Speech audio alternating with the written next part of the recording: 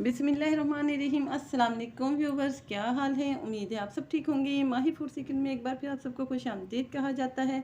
अल्लाह ताला आपके घर कारोबार और दस्तरखान आबाद रखे, कारोबार और दस्तरखान फैलते फूलते रहें, आमीन। स्क्रीन पे आपको बहुत मज़ेदार लच्छेदार शोरबे वाला सालन नज़र आ रहा है। जी हाँ, आज हम आप लोगों के लिए लेके आए हैं इंतहाई मज़ेदार खुशबूदार फ्लेवरफुल जो है ना आलू गोश्त की मज़े की रेसिपी। और हम इसमें आपको बताएंगे कुछ टिप और ट्रिक्स कि कैसे आप अपने शोरबे वाले सालन को लच्छेदार और खुशबूदार बना सकते हैं।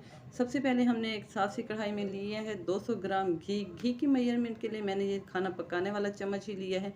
घी को अच्छी तरह गर्म करने के बाद इसमें डाल रही हूँ मैं 2 प्याज। मीडियम साइज़ के मेरे प्याज थे जिनको मैंने बारीक बारीक स्लाइसेस में कट कर लिया है। आपने भी प्याज़ों को बारीक और स्लाइसेस में ही कट करना है, प्याज़ों को चॉप नहीं करना, वरना ये फैले फैले से नज़र आएंगे। जब तक हमारे प्याज ट्रांसपेरेंट हो रहे हैं तो हम आपको बताते चलें कि दूसरे इंग्रेडिएंट्स में है मेरे पास 1 इंच का टुकड़ा अदरक का, जिसके मैंने 2 पीसेस करने हैं। 7 से 8 जवे लहसुन के हैं और 3 से 4 अदद सब्ज़ मिर्चें हैं।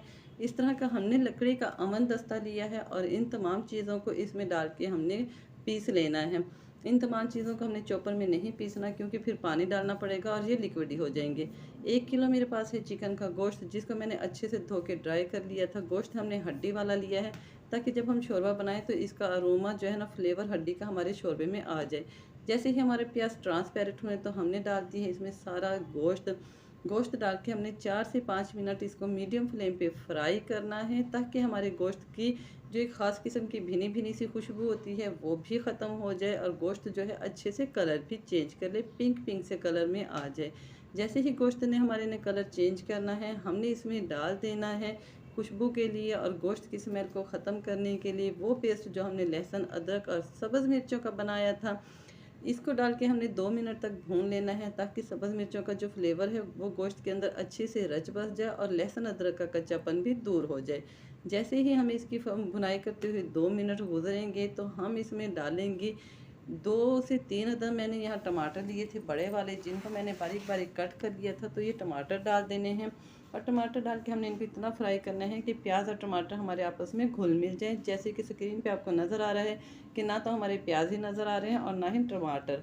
और अब स्पाइसेस में डाल रही हूँ मैं 1 tablespoon red chilli flakes, 1 tablespoon coriander powder डालूंगी, 2 टेबलस्पून डालूंगी मैं इसमें, सॉरी 1 टेबलस्पून डाला है टर्मरिक पाउडर और 2 टेबलस्पून डालूंगी मैं इसमें कोरिएंडर पाउडर। कोरिएंडर पाउडर ज़्यादा डालने का मकसद ये है कि इसकी खुशबू ज़बरदस्त होती है जो खाने के टेस्ट को बढ़ा देती है। और 1 टेबलस्पून डाला है मैंने नमक।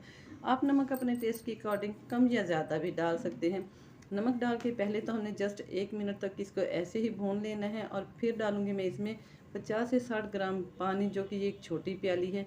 पानी डाल के हमने मीडियम फ्लेम पे इसको अच्छे से भून लेना है 4 से 5 मिनट, क्योंकि शोरबे वाले सालन की भुनाई बहुत ज़्यादा ज़रूरी होती है। जैसे ही 4 से 5 मिनट हमें भूनते हुए गुजरे थे तो मैंने डाले हैं इसमें आलू। आधा किलो आलू लेके मैंने छील लिया था और उनके मीडियम साइज़ के पीसेस कट करके पानी में रख दिए थे, ताकि आलू हमारे ब्लैक ना हो। क्योंकि अगर हम आलू को पानी के बगैर रखते हैं तो ये बहुत जल्दी कलर चेंज कर लेते हैं, जिसकी वजह से खाने का टेस्ट भी ख़राब हो जाता है और ये अच्छे भी नहीं लगते। आलू डाल के हमने इसको मज़ीद 2 से 3 मिनट भून लेना है, ताकि आलू के अंदर भी हमारी तमाम स्पाइसेस का टेस्ट अच्छे से रच बस जाए। 2 से 3 मिनट इसकी अच्छे से भुनाई करनी है। शोरबे वाले खाने को टेस्ट को बढ़ाने के लिए इसकी भुनाई बहुत ज़्यादा ज़रूरी होती है। और अब डाल रही हूँ मैं इसमें दही। दही डालते हुए एक ख़ास बात का आप लोगों ने ख्याल रखना है कि आपने फ्लेम को बिल्कुल लो टू मीडियम कर लेना है और दही को अच्छे से फेंट लेना है, क्योंकि अगर आप हाई फ्लेम पे दही डालेंगे तो वो फट जाएगी और इसकी फिटकड़ियाँ बन जाएंगी, जो कि खाने की शक्ल को बिल्कुल ख़राब कर देती हैं और शोरबे में ऊपर से तैरती हुई नज़र आती हैं, जो कि अच्छा लुक नहीं देती। दही डाल के 1 मिनट के लिए हमने भून लिया है और अब डाल रही हूँ मैं इसमें 5 से 6 अदद सब्ज़ मिर्चें, जिनके बीच में मैंने कट लगा लिया था। सब्ज़ मिर्चें डाल के हम पतीली को कर देंगे कवर, फ्लेम को कर देंगे बिल्कुल दम वाला और 2 मिनट के लिए छोड़ देंगे, ताकि दही का पानी भी ड्राई हो जाए और सब्ज़ मिर्चों का फ्लेवर और खुशबू हमारे खाने में अच्छे से रच बस जाए। 2 मिनट यहाँ पे गुजर चुके हैं। देखिए माशाल्लाह हमारी जो है ना खाने की भुनाई बहुत ज़बरदस्त हो गई है, ऑयल सेपरेट हो गया है और दही का पानी भी ड्राई हो गया है। यहाँ पे अच्छी तरह चम्मच चला लें ताकि आपका मिसाला नीचे चिपके नहीं।